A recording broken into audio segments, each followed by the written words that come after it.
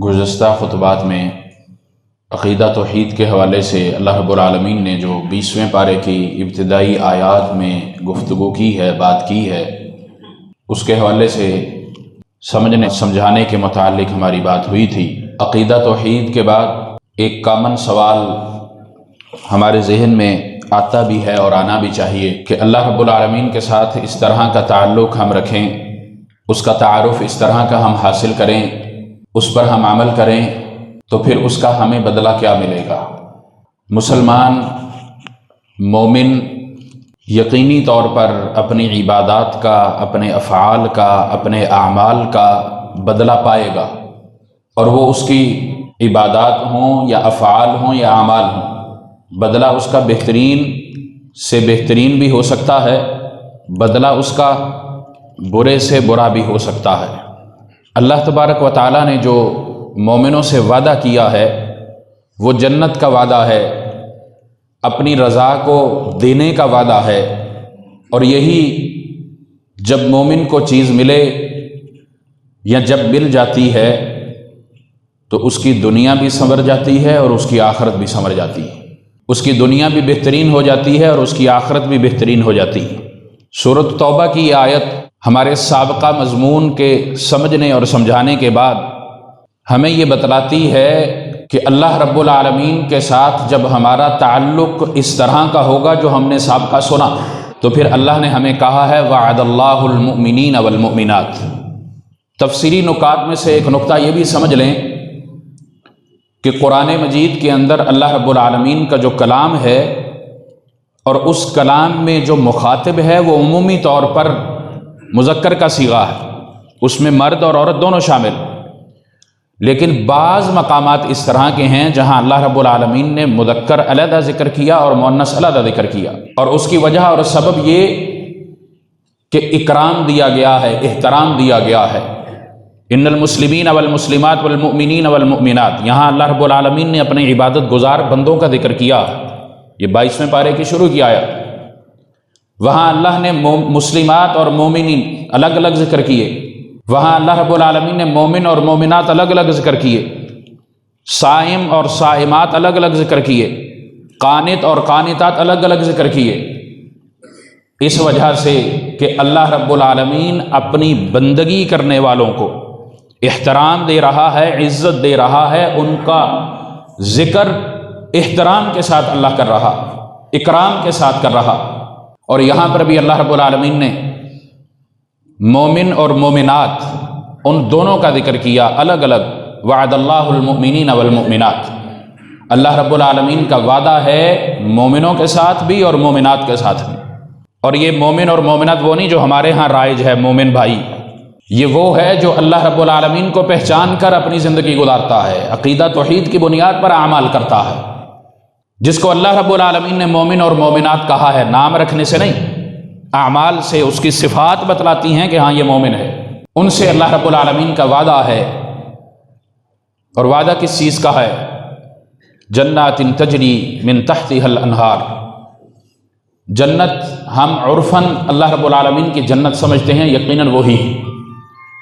جنت کا معنی باغات بھی ہے، رسول اللہ صلی اللہ علیہ وسلم کی اس پر احادیث بھی ملتی ہیں۔ اللہ رب العالمین کی جنت کے 100 درجات ہیں۔ اللہ رب العالمین کی جنت جس کے اندر اس طرح کے دریچے بنائے گئے ہیں جن سے اندر سے باہر نظر آتا ہے، باہر سے اندر نظر آتا ہے۔ اللہ رب العالمین کی جنت جو فضہ سے بھی ہے، ذہب سے بھی ہے، سونے کی بھی ہے، چاندی کی بھی ہے، مختلف درجات اس کے بیان ہوئے ہیں۔ اللہ رب العالمین کی جنت جس کے نیچے سے نہریں بھی گزرتی ہیں، عام مفسرین باغات بھی اس کا معنی کرتے ہیں۔ اللہ رب العالمین نے یہ انعامات رکھے ہیں ان کے لیے جو مومن ہیں، جو اپنے ہر عمل میں یہ چاہتے ہیں کہ ہمارے اس عمل کے بدلے ہمیں اللہ رب العالمین کی رضا مل جائے۔ ان کی نیت کے اندر، ان کے ہر عمل کے اندر حصول الہی لازمی شامل ہوتا ہے۔ ان کے ساتھ اللہ رب العالمین نے یہ مختلف وعدے کیے، یہ ان کے انعامات اور اکرام ہے۔ جنات تجری من تحتها الانہار، عمل کی بنیاد پر مومن بن گئے، عمل کی بنیاد پر مومنات بن گئیں، اب ان کے لیے وعدہ ہے اللہ رب العالمین کا کہ اللہ تمہیں جنت دے گا، وہ جنت، وہ باغات، وہ محل جن کے نیچے نہر چل رہی ہوں۔ یقیناً اللہ کی جنت ہم نے نہیں دیکھی، رسول اللہ صلی اللہ علیہ وسلم نے جو اس کے اوصاف بیان کیے، اللہ رب العالمین نے قرآن مجید میں جو اس کی نعمتوں کا ذکر کیا ہے، ہم اسے جانتے ہیں۔ محسوس کرنے کے لیے، فیل کرنے کے لیے ہم کراچی والے خاص طور پر جب سردیاں منانے نکلتے ہیں، چھٹیاں منانے نکلتے ہیں، تو سب سے زیادہ مزہ ہمیں کب آتا ہے؟ کسی بلندی پر بیٹھ کر ہم ندی، چشمے میں، نالے میں، دریا میں، نہر میں اپنے پاؤں ڈپ کر کے بیٹھے ہوئے ہو، گپ شپ کر رہے ہو، سب سے زیادہ محسوس ہوتے ہیں، سکون میسر آتا ہے، سکون کی فیلنگز آتی ہیں۔ اللہ رب العالمین کی اس نعمت کی فیلنگ کچھ ہم یوں محسوس کر سکتے ہیں، اور وہ گھر، وہ ویو بڑا مہنگا ہوتا ہے جو کسی خاص چیز کا ویو دے رہا ہو۔ آج کل ہم کراچی والوں کا سٹی ویو بڑا موضوع بحث بنا ہوا ہے، 206 گھروں کا مسئلہ بنا ہوا ہے، اس کو گرانے کا نوٹس ہے۔ سٹی ویو کیا شہر دکھاتا ہے، سی ویو کیا سمندر دکھاتا ہے۔ یہ ویو کی قیمت الگ ہوتی ہے۔ جس طرح آج کل کاروباری حضرات نے کیا کر رکھا ہے، ہم ہی اس طرح کے کام کرواتے ہیں نا جی، بیت اللہ جس طرف سے نظر آتا ہے اس ہوٹل کی اس ویو کے ریال زیادہ ہیں، بکنگ میں مہنگا ہے۔ جو اور قریب دکھاتا ہے اس کے اور مہنگے، جو روزہ دکھاتا ہے اس کا ریٹ اور مہنگا ہے۔ دیکھنے کی حد تک ہم بڑے پیسے بھرتے ہیں، لیکن وہ محسوس کرنے کے لیے، اس عبادت میں اترنے کے لیے ہم نہیں پیسے لگا سکتے، وہ ہمیں بڑے مشکل لگتی۔ تصویریں کھینچ کے لوگوں کو دکھانا ہوتی ہیں بس۔ خیر، باہر نکل رہا ہوں موضوع سے۔ جنات تجری من تحتها الانہار، اللہ رب العالمین نے ان کے لیے جو حصول الہی کو مقصد بناتے ہیں کہ ہمارے ہر عمل میں یہ چیز شامل ہو، اللہ کہتا ہے ان کے لیے وعدہ ہے جنات تجری من تحتها الانہار خالدین فیہا۔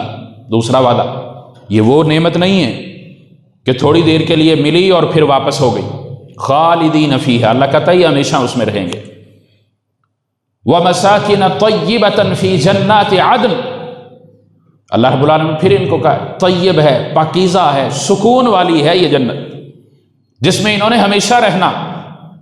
اور یہ اللہ رب العالمین کی نعمت صرف یہاں تک نہیں ہے، وَرِضْوَانٌ مِّنَ اللَّهِ أَكْبَرُ، اللہ رب العالمین نے پھر کہا کہ آج کے بعد پھر ناراضگی نہیں ہے۔ جنت جب جس کو مل گئی، خالدین فیہا والی مل گئی، تجری من تحتها الانہار والی جس کو مل گئی، اس کا مطلب یہ کہ آج اللہ رب تجھ پر راضی ہے، اس کے بعد اب ناراض نہیں ہوگا۔ رضوان من اللہ اکبر۔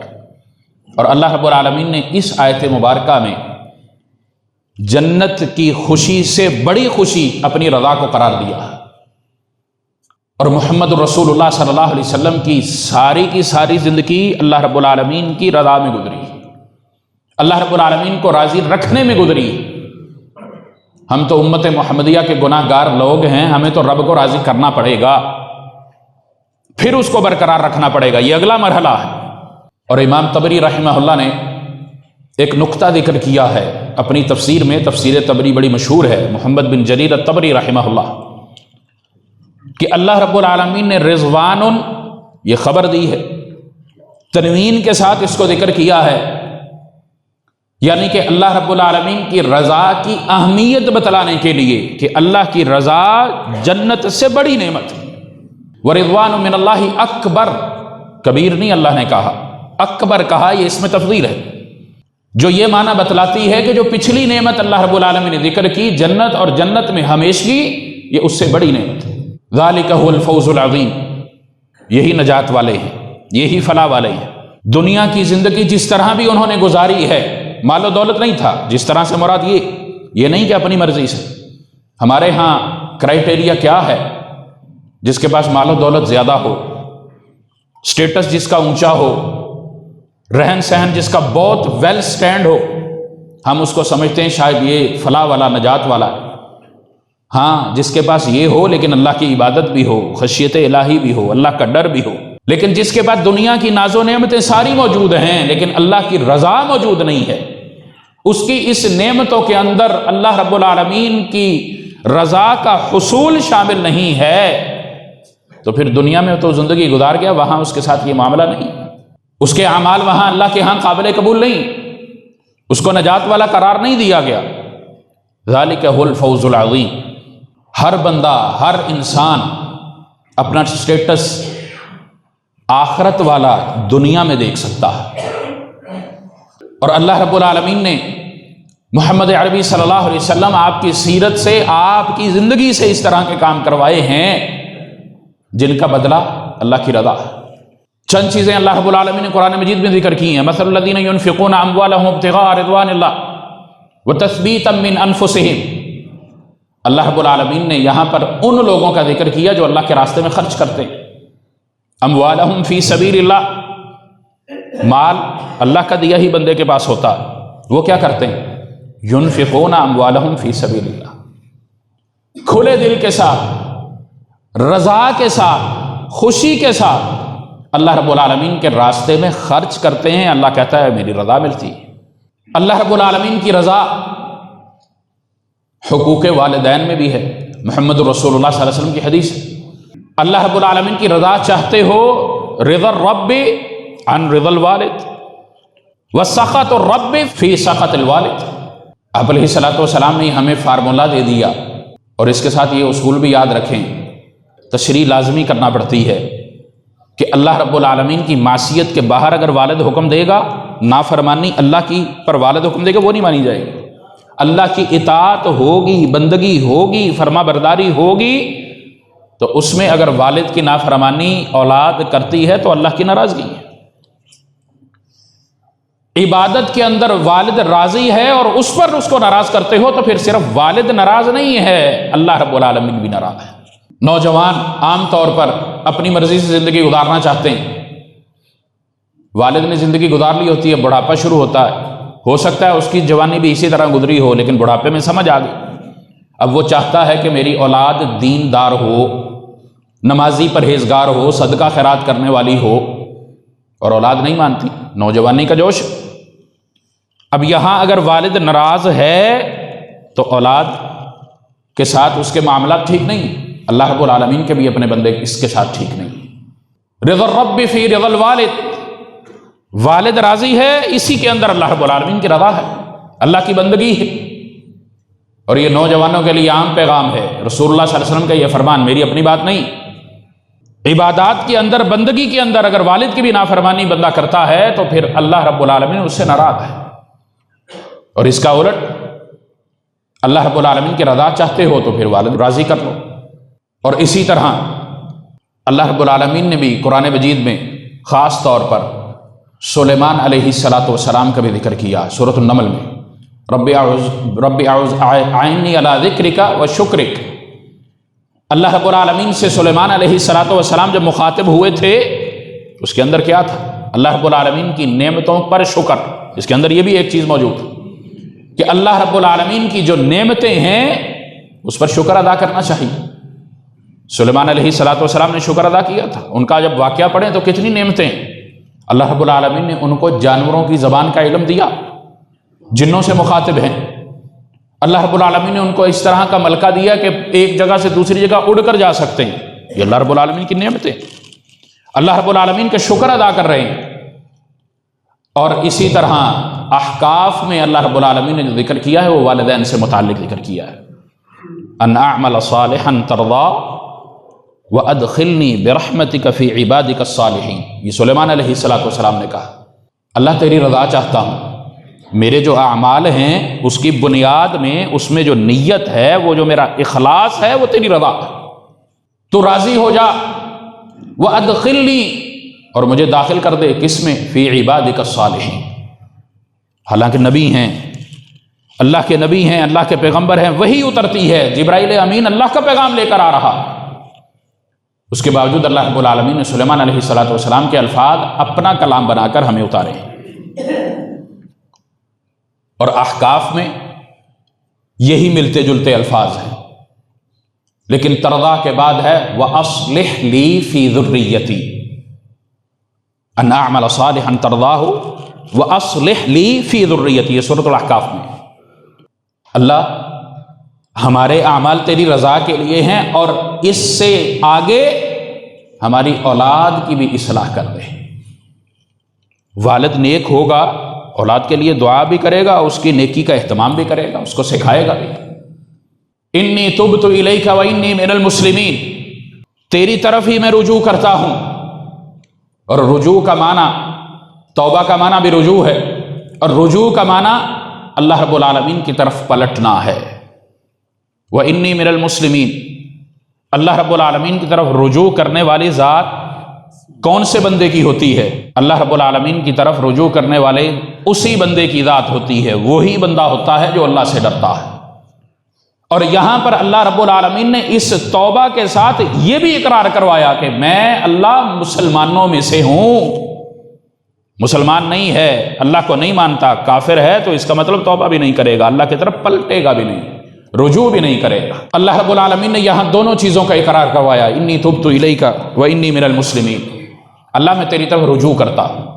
اور اس کا قطعاً یہ مطلب اور مفہوم نہیں ہے کہ بندہ کوئی گناہ کرے تو پھر توبہ کرے، نہیں، اس کا مطلب یہ ہے کہ بندے کی پوری زندگی کے اعمال اللہ کی طرف پلٹنے، اس کا تعلق، اس کا رجوع اللہ کی طرف ہی ہونا ہے، اس لیے وہ کسی دوسری جگہ نہیں جا سکتا، اس کی منزل کوئی اور نہیں ہو سکتی۔ اور اسی طرح اسلام کے علاوہ اس وقت کوئی دوسرا مذہب نہیں ہو سکتا۔ ہمارے عام طور پر جدید لوگ، جدید ذہن والے اپنے آپ کو بڑا وہ سیکولرزم کہتے ہیں کیا ہوا مسلمان نہیں ہے تو اہل کتاب تو ہے، کیا ہوا اگر اہل کتاب بھی نہیں ہے تو کیا ہوا، اللہ کا انکار کرتا ہے، الحاد کرتا ہے تو۔ شریعت اسلامیہ محمد الرسول اللہ صلی اللہ علیہ وسلم کے آنے کے بعد سب پر ضروری ہے کہ وہ اس میں داخل ہو، اور اگر کوئی داخل نہیں ہوتا تو اس کا مطلب یہ کہ وہ اللہ کا دشمن ہے، اللہ کی بات اس نے نہیں مانی، موٹی سی بات ہے۔ اب یہ اتنے جدید ذہن میں نہ گھسے تو پھر اس کے لیے لمحہ فکریہ ہے، اس کا پھر جدید ذہن نہیں، کند ذہن ہے۔ محمد رسول اللہ صلی اللہ علیہ وسلم نے جو معاملات کیے ہیں اسی کو دلیل بنایا جاتا ہے نا، جی آپ نے تو بنو قریظہ، بنو قینقاع کے ساتھ، بنو نذیر کے ساتھ معاہدے کیے تھے، وہ تو یہود قبائل تھے، معاہدے کس بنیاد پر تھے، اور ان معاہدوں کے بعد جنگ کس بنیاد پر تھی؟ اور ہم مسلمان، انٹرنیشنل سیاست میں میں گھس جاؤں گا پھر، ہم مسلمان کیا کرتے ہیں؟ اوپر سے کچھ اندر سے کچھ۔ ابھی جو صورتحال بنی ہوئی ہے اس میں بھی یہی معاملات ہیں۔ انٹرنیشنل ریلیشن کیا بتاتے ہیں؟ سعودیہ دبئی کے مسائل ہیں، مصر ترکی کے مسائل ہیں، دشمن کافر مسلمانوں کو مارتا جا رہا ہے، کس لیے؟ اس کو پتہ ہے کمزور ہے، اندرونی لڑائیوں میں لگے ہوئے ہیں، میرے پاس آ کر بیٹھتے ہیں تو میرے ساتھ کے ہیں، ادھر جاتے ہیں تو تمہارے ساتھ ہیں، یہی سارے مسائل ہیں نا۔ ہمارا ایمان اس پر بھی کمزور رہا، الکفر ملت واحدہ، اللہ نے بھی بتا دیا، محمد رسول اللہ نے بھی بتا دیا۔ ہم پھر انتشار میں بٹے رہے، تقسیم میں رہے، اور کس کے لیے؟ حصول کیا ہے؟ کتنی دیر حکومت کر لیں گے، کتنی دیر دنیا کے ناز و نعمتوں میں رہ لیں گے، کتنی دیر سکہ چلا لیں گے، کتنی دیر ہم سلطنتوں پر قائم رہیں گے؟ آخر کمزور ہونا ہے، آخر مرنا ہے، کوئی بھی زندہ نہیں رہے گا۔ اور اگر اس زندگی میں اللہ رب العالمین کو ناراض کر لیا تو تباہی، اور اس زندگی میں اللہ کو راضی کر لیا تو پھر جنات تجری من تحتها الانہار خالدین فیہا ومساکن طیبۃ فی جنات عدن ورضوان من اللہ اکبر، جنت بھی ملے گی، اللہ کی رضا بھی ملے گی۔ مسلمان کامیاب وہ ہے، اسلام میں ہی صرف وہ ہے جو اپنے اعمال میں منزل، مراد، ٹارگٹ، ہدف، نیت، اخلاص سب کچھ یہ رکھے کہ اللہ کی رضا چاہیے، لوگوں سے تھپکی نہیں چاہیے، لوگوں کی خوشی نہیں چاہیے، بلکہ اگر میں نے پیغام دینا ہے، دعوت کا کام بھی کرنا ہے، اللہ اور اس کے رسول کی بھی بات کرنی ہے، تو اس میں یہ نہیں دیکھنا کہ کوئی ناراض ہوتا ہے۔ اگر اس کے برعکس کوئی بات کرتا ہے، کوئی فعل ہے، کام ہے، داعی کی ذمہ داری ہے اس کی نشاندہی کرے۔ ہاں، دعوت کے طریقے ضرور موجود ہیں، اس میں رسول اللہ صلی اللہ علیہ وسلم نے اسٹیٹس کا لحاظ بہت زیادہ رکھا۔ آپ علیہ الصلوۃ والسلام نے جو حاکم تھے اس وقت کے، کیسر و کسریٰ تھے، ان کو خطوط لکھے تھے۔ ہمارے ہاں تو اس میں بھی مزہ سمجھا جاتا ہے نا کہ گالیاں دو کھڑے ہو کر ممبر پر حکمرانوں کو، اور اس میں مشہور ہو کر ہم کہتے ہیں کہ ہم نے بہت تیر مار دیا۔ اسٹیٹس کا رسول اللہ صلی اللہ علیہ وسلم نے خیال رکھا، اس کے مطابق دعوت دی ہے جس مطابق وہ سمجھ سکیں، اور یہی اللہ نے بھی حکم دیا، ادع الی سبیل ربک بالحکمۃ والموعظۃ الحسنۃ وجادلھم بالتی ہی احسن۔ ہم چیزوں کو ایک دوسرے میں مکس کر دیتے ہیں، ایک دلیل پر دوسری کو رکھ لیتے ہیں۔ اگر رسول اللہ صلی اللہ علیہ وسلم کے ایک فعل میں اجازت ہے، ہم سمجھتے ہیں دوسرے میں بھی ہے۔ چند دن کی پہلے کی بات یاد آ گئی، وہ ایک صاحب کہتے جی عمرہ ایک کر لیا تو اب دوبارہ عمرہ بھی ہوٹل سے احرام باندھو اور کرتے رہو. ہمارے یہاں کرتے ہیں لوگ، فلاں کا عمرہ، فلاں کا عمرہ، فلاں کا عمرہ. میں جب وہاں تھا نا تو میں مختصر سی بات کرتا، میں کہتا یار آپ کے جتنے عمرہ کرنے والا نا سب کے پیسے مجھے بھیج دو، میں کرتا رہوں گا. پھر کہتے ہیں پیسے کیوں بھیجے؟ بھائی اللہ نے جس پر عبادت رکھی وہ کرے گا اپنی استطاعت کے مطابق. اب دلیل اس میں کیا دی جا رہی ہے؟ دلیل یہ دار جی طواف بھی تو بار بار کرتے ہیں. طواف بار بار کرنا ہے تو پھر ہر نماز ہے، 5 نمازیں ہیں 5 کی 10 کر لو، 5 نمازیں ہیں 10 کر لو، کیا مسئلہ ہے؟ ہر نماز کے ساتھ عمرہ کرتے رہو. مرد کی ایک دفعہ ٹنڈ ہو جائے، دوسری دفعہ عمرہ کرنے کے بعد بال نہ ہو تو پھر چمڑی اترواؤ. کوئی لاجک عقل ہر چیز میں جب ادھر ڈالتے ہیں تو ادھر بھی سمجھنی چاہیے نا دلیل کیا ہے. ایک کو دوسری پر مکس کر کے ہم پھر اپنے لیے اپنے عمل کو برباد کر لیتے ہیں. رسول اللہ صلی اللہ علیہ وسلم کی تعلیم ہر عمل میں ہے، اور اللہ نے اس پر پابندی کیا لگوائی کہ یہ جو عمل ہے نہ اس سے آگے بڑھنا ہے نہ پیچھے ہونا ہے. یہی اطاعت اور یہی بندگی، یہی فرما برداری ہے. اللہ رب العالمین کا تعلق بندے کے ساتھ وہ بڑی محبت والا ہے، بڑی رحمت والا ہے. اللہ رب العالمین بندے کا انتظار کرتا ہے کہ یہ میرے سے معافی مانگے. اور محمد رسول اللہ صلی اللہ علیہ وسلم کی بھی یہی دعا تھی. اللہ جس طرح پچھلی امتوں کو پکڑا تھا فوراً میری امت کو نہ پکڑنا، مہلت دینا. اللہ نے کہا ٹھیک ہے. اور اللہ تبارک و تعالیٰ نے اپنی رضا کے حصول چھوٹی چھوٹی چیزوں میں رکھے. ان اللہ یرضی عن العبد، اللہ رب العالمین اپنے بندے پر راضی ہو جاتا ہے. کب؟ اذا اکل الاکلۃ، جب وہ کھانا کھاتا ہے. فیحمد علیہا، کھانا کھانے کے بعد اس پر اللہ کی حمد بیان کرتا. کتنی بڑی بات ہے. ابھی شرب آتا، پانی پیتا، پیاس اس کو لگی، مشروب اس نے پیا، فیحمد علیہا، اس پر وہ حمد بیان کرتا ہے، اللہ کی تعریف کرتا ہے، اللہ اس پہ راضی ہوتا ہے. صحیح مسلم کی حدیث. کتنا بڑا عمل ہے. اللہ رب العالمین میرے ساتھ پیٹ لگایا ہے نا، مجھے بھوک بھی لگتی ہے، پیاس بھی لگتی ہے، ضرورت میری ہے، میں بھوکا ہوں، میں پیاسا ہوں. اللہ کی دی ہوئی نعمتوں سے اپنی اس بھوک اور پیاس کو میں بجھا رہا ہوں. اور طریقہ کیا؟ حلال رزق سے کھانا کھاتا ہوں، نبی صلی اللہ علیہ وسلم کے بتائے ہوئے طریقے پر. حلال رزق سے پانی پیتا ہوں، رسول اللہ صلی اللہ علیہ وسلم کے بتائے ہوئے طریقے پر. اور بتایا ہوا طریقہ کیا؟ بسم اللہ پڑھو، 3 سانسوں میں پیو، الحمدللہ کو بیٹھ کر پیو، نہ بھی بیٹھو تو کوئی مسئلہ نہیں، دونوں طرح اجازت ہے، لیکن جان بوجھ کے نہیں کھڑے ہو کر پینا چاہیے. یہ سنت ہے. کتنی بڑی. اللہ رب العالمین کیا کرتا ہے؟ ان اللہ یرضی عن العبد، اللہ رب العالمین اپنے بندے پر راضی ہو جاتا ہے. بہت بڑا کام ہے. کوئی ہم دن میں 2 مرتبہ تو کم از کم ہم کھانا کھاتے ہیں نا، ورنہ 3 مرتبہ کھانا کھانے کی روٹین ہے.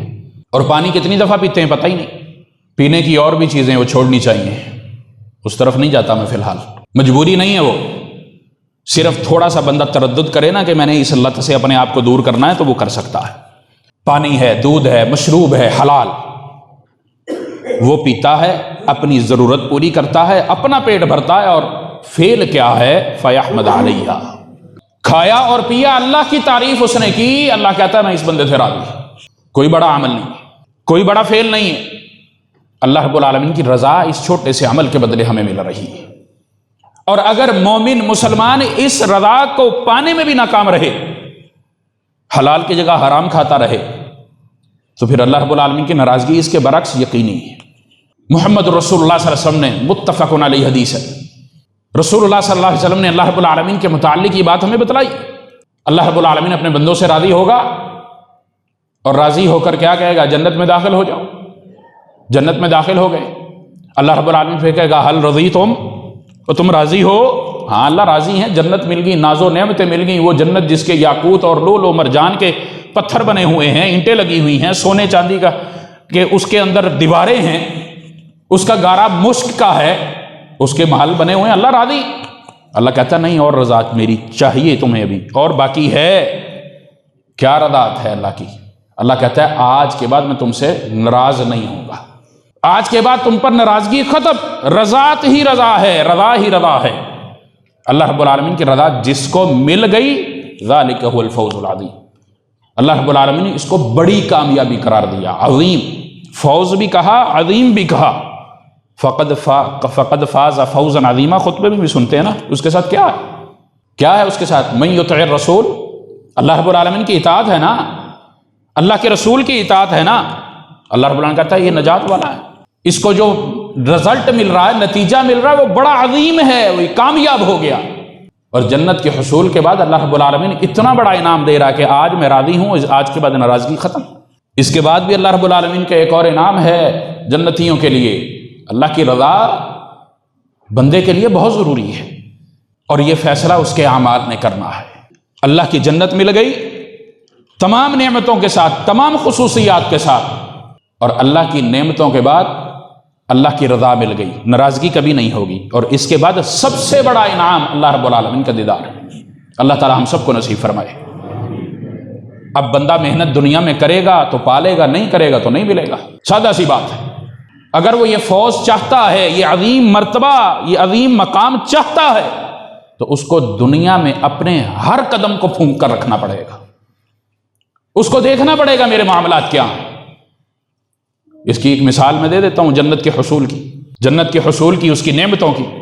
ہم دعوت پر کہیں جانا ہو تو ہمیں پتہ چلے نا کہ یار وہاں انواع و اقسام کے بھنے ہوئے گوشت ہیں، ہم بڑے خوش ہوتے ہیں، بڑی مزیدار دعوت ہے۔ اللہ رب العالمین نے سورۃ واقعہ میں کہا وَلَحْمِ طَيْرٍ مِّمَّا يَشْتَهُونَ، جنت پالو گے نا جب، تو پھر اللہ کہتا ہے کہ اس میں طیر، یہ اڑنے والے کو کہتے ہیں، پرندوں کو، ہماری دسترس میں تو وہ بھی نہیں۔ اللہ کہتا ہے ان پرندوں کا گوشت بنا ہوا تمہیں میسر ہوگا جن کی تم خواہش کرو گے، مما یشتہون۔ آج ہمیں خواہش ہوتی ہے نا کہ تھوڑا سا حلال سے بھی نکل جائیں، شیطان بہکاتا ہے، وہاں یہ نہیں ہوگا۔